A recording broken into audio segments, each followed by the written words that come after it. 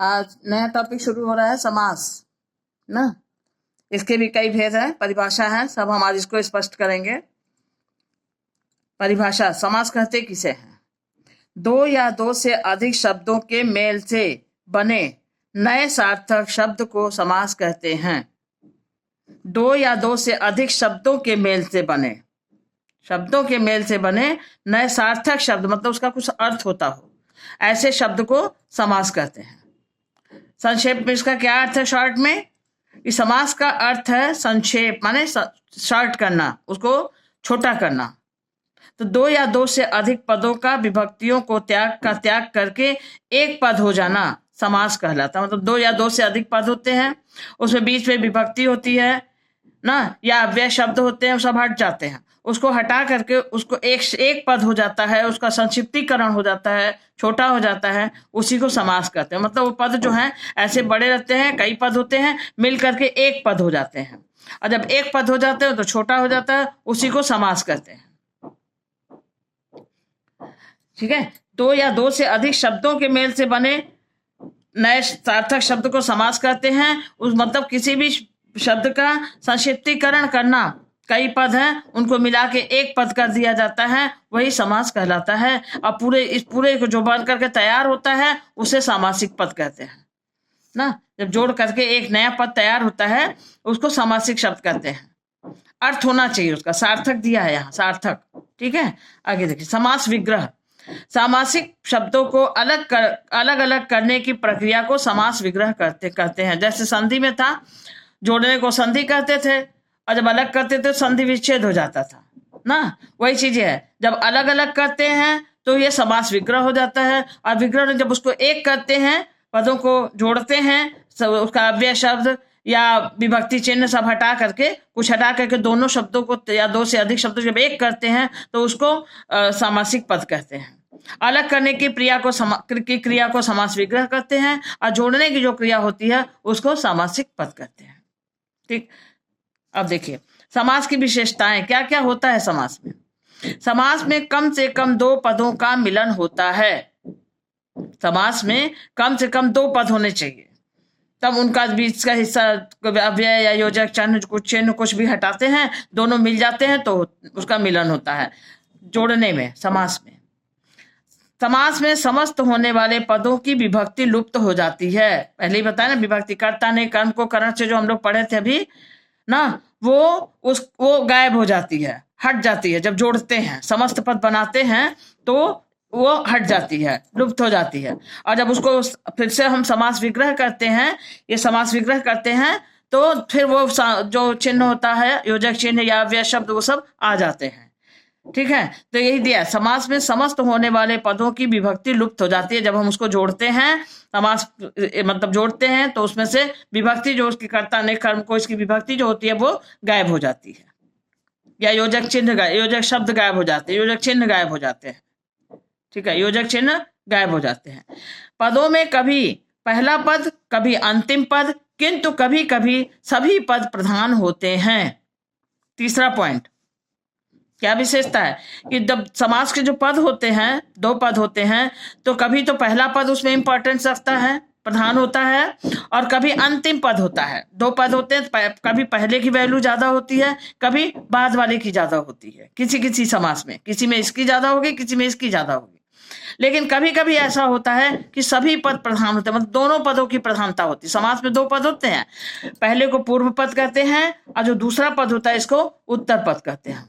तो कभी तो इसकी वैल्यू होती है पूर्व पद की, कभी उत्तर माने दूसरे वाले पद की वैल्यू होती है, कभी प्रधानता होती है, और कभी ऐसा होता है कि दोनों की ही प्रधानता होती है, दोनों ही इंपॉर्टेंस होते हैं, दोनों महत्व रखते हैं। और क्या कह रहा है चौथे नंबर पे, कभी कोई अन्य पद भी प्रधान होता है। मतलब कभी कभी ऐसा होता है किसी समास में न इसकी कोई वैल्यू होती है पूर्व पद की, न उत्तर पद की, कोई तीसरा पद प्रधान हो जाता है, अन्य पद, मतलब कोई एक दूसरा अलग ही पद आ जाता है जो वहां दिखाई नहीं देता है समास में। जिसको हम कह रहे हैं वहां वो शब्द दिखेगा नहीं, ऐसा वो शब्द आकर के, ऐसा वो पद आकर के उसी की वैल्यू हो जाती है, वही प्रधान हो जाता है। तो ये इतना हो गया समास के बारे में। क्या किसे समास कहते हैं इस शब्दों के संक्षिप्तीकरण को समास कहते हैं। दो या दो से अधिक पदों के को छोटा करने की जो क्रिया है उसको एक पद हो जाना या समास होता है, मतलब दो पद को एक पद बना दिया जाता है। और इसी जोड़ने की क्रिया को जो शब्द बनता है समासिक पद होते हैं, और उसके बाद अलग अलग करने की प्रक्रिया को समास विग्रह कहते हैं। ये 4 विशेषताएं हैं। ठीक है, कम से कम 2 पदों का मिलन होता है। समास में समस्त होने वाले पदों की विभक्ति लुप्त जोड़ते हैं तो विभक्ति चिन्ह या योजक चिन्ह ना ये गायब हो जाते हैं। योजक शब्द भी कभी कभी आते हैं, वो भी गायब हो जाते हैं जब जोड़ते हैं तो। फिर पदों में कभी पहला पद प्रधान होता है, कभी अंतिम पद प्रधान होता है, और कभी दोनों पद प्रधान हो जाते हैं। सारे पद जितने हैं सब इंपॉर्टेंट हो जाते हैं, सबकी वैल्यू होती है। लेकिन कभी कभी किसी समास में ऐसा होता है जहां कोई जो वहां पे दिख रहा है उसमें कोई पद नहीं दिखेगा, कोई पद की वैल्यू नहीं रहेगी, कोई प्रधानता नहीं रहेगी, कोई तीसरा ही पद आ जाता है, मतलब जो वहां दिखाई नहीं दे रहा उसकी भी प्रधानता हो जाती है। ये इतना क्लियर हो गया। अब संधि और समास में क्या अंतर है आपको ये क्लियर होना चाहिए। संधि में 2 वर्णों का योग होता है, वर्ण माने अक्षर। संधि में 2 अक्षर का योग होता है, जबकि समास में 2 पदों का योग होता है, 2 पद की बात होती है। ठीक है, संधि को तोड़ने, संधि तो डिटेल में पढ़े हो, अच्छे से समझ में आ गया है कि 2 अक्षर मिलते हैं, उसमें 2 अक्षर मिल करके एक नया अक्षर बनता है, जुड़ करके उसका कभी ओ की मात्रा कभी कुछ हो जाता है, वो चेंज होता है, वो संधि होता है। समास में 2 पद मिलते हैं। संधि के तोड़ने को विच्छेद कहते हैं, और समास पद का विग्रह होता है। मतलब संधि अगर उसको हम अलग करते हैं तो उसको संधि विच्छेद कहते हैं, और समासिक पद जो है उनको जब हम अलग करते हैं तो उसको समास विग्रह कहते हैं। ठीक, हिंदी में संधि केवल तत्सम पदों में होता है, जबकि समास संस्कृत तत्सम हिंदी उर्दू हर प्रकार के पदों में होता है। हिंदी में संधि केवल तत्सम तत्सम पदों का होता है। तत्सम तद्भव बहुत छोटी चीजें पहले का पढ़े होगे तुम। तत्सम शब्द जो होते हैं इसको इन पदों में होता है। लेकिन समास जो है संस्कृत के तत्सम हिंदी में तो होता ही है, उर्दू और हर प्रकार के पदों में होता है, मतलब हर जगह हर तरह के शब्दों का इसमें प्रयोग होता है। समास के अंतर्गत संधि का समावेश हो सकता है, पर संधि के अंतर्गत समास का समावेश नहीं हो सकता। मतलब समास के अंदर संधि जो है, समास के अंदर संधि हो सकती है, संधि का समावेश हो सकता है, संधि वहां पे प्रयोग हो सकता है, परंतु संधि के अंदर समास का समावेश नहीं, समास का प्रयोग नहीं हो सकता है। संधि 2 वर्णों के मेल की होती है, जबकि समास 2 या 2 से अधिक का भी होता है। संधि में केवल 2 अक्षर मिलते हैं आमने सामने के ना, कोई भी संधि हो, स्वर संधि व्यंजन विसर्ग तीनों में आमने सामने के दोनों अक्षर मिलते हैं, 2 अक्षर। लेकिन समास में 2 या 2 से अधिक पदों का मेल होता है, शब्दों का मेल होता है। ठीक है, 6 नंबर पे क्या कर रहा है, संधि में वर्णों का विकार यानी बदलाव हो सकता है, लेकिन समास में शब्दों के बीच संबंधक यानी कारक चिन्ह का लोप हो जाता है। संधि में 2 अक्षर मिलते हैं तो कुछ चेंज होता है। संधि तो डिटेल में पढ़े, आपको आ जाना चाहिए। संधि में 2 अक्षर मिलकर के जो चेंज होता है वो संधि होती है, उसमें वो होता है। समास में क्या होता है, शब्दों के बीच में संबंधक माने उसको जोड़ने वाला जो कारक चिन्ह होता है उसका लोप हो जाता है। संधि में 2 अक्षर मिलकर एक नया अक्षर बन जाता है, और यहाँ क्या 2 पद मिलते हैं, बीच के कारक चिन्ह जो उसको जोड़ने वाले कारक चिन्ह वगैरह जो होते हैं उनका लोप हो जाता है। यही चेंज है। ठीक है, अब देखिए दोनों का एग्जाम्पल दिखा दे रहा है आपको। ठीक, संधि क्या है, जैसे विद्या प्लस आलय, अब दोनों में आ की मात्रा है ना, विद्या प्लस आलय, तो यह विद्यालय समान स्वर मिले। देखिए दीर्घ संधि है, पढ़ा चुके पहले, विद्यालय। और सूर्य प्लस उदय, और यहाँ य और उ मिल करके य का अ और उ मिल करके ओ हो गया ना, अक्षर बदला तो ये हो गया संधि। और समास में क्या होता है, राजपुत्र राजा का पुत्र, देखिए आ गया ना, ये राजपुत्र माने राजा का पुत्र, षष्ठी विभक्ति में का की क्या आता है ना, कारक में ये आ गया। जब जोड़ेंगे तो ये गायब हो जाएगा, लुप्त हो जाएगा, और जब अलग, ये जैसे ये हुआ है, और जब अलग करेंगे तो ये आ जाएगा कारक चिन्ह।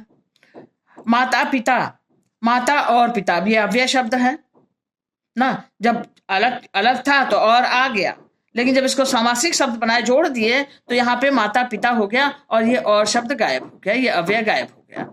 यही है, संधि में अक्षर बदल जाता है और समास में अव्यय शब्द कारक चिन्ह ये सब हटते हैं और जुड़ते हैं। यही होता है संधि और समास का अंतर। एक ठीक, अब एक और है 7वां। क्या अंतर है दोनों में? संधि 3 प्रकार की होती है, ये आप अच्छे से डिटेल में पढ़ चुके हैं। स्वर संधि, व्यंजन संधि और विसर्ग संधि ना, काफी डिटेल पढ़े हैं। और जबकि समास 6 प्रकार के होते हैं। 6 माने 6। संधि केवल 3 प्रकार की, समास इसका डबल है। संधि 3 प्रकार की होती है, जबकि समास जो है वो 6 प्रकार के होते हैं। ठीक है, अब यहाँ नाम बता दे रहे हैं, एक एक करके सबको हम कोशिश करेंगे, एक एक या दो एक एक साथ करके इसको हम समझा देंगे। भेद कितने हैं देखिए, समास के 6 भेद जो अभी बोले हैं। संधि 3 प्रकार की होती है ना, स्वर व्यंजन विसर्ग होती है, तो पता है आपको। समास 6 कौन कौन से होते हैं? 6 समास ये देखिए। अव्ययी भाव समास पहला, दूसरा तत्पुरुष समास, तीसरा कर्मधारय समास, चौथा द्विगु समास, 5वें नंबर पे द्वंद्व समास और 6ठे नंबर पे बहुव्रीहि समास। ठीक है, ये 6 नाम हम बता दिए हैं। अव्ययी भाव समास, तत्पुरुष समास, कर्मधारय समास, द्विगु समास, द्वंद्व समास, बहुव्रीहि समास। अब एक एक को डिटेल समझाना होगा, अलग अलग वीडियो में समझाएंगे, देखते हैं उसको। ठीक है, आप लोग ध्यान से संधि समास का अंतर और संधि और समास को अभी बता दिए हैं सब, इसको समझिए। समास क्या होता है, संधि क्या होती है, अंतर क्या होता है, समझ लीजिए। नेक्स्ट वीडियो में हम इसके सारे भेदों को स्पष्ट करेंगे, एग्जाम्पल के साथ, उदाहरण के साथ सब समझाएंगे, तब समझ में अच्छे से आ जाएगा। ठीक है।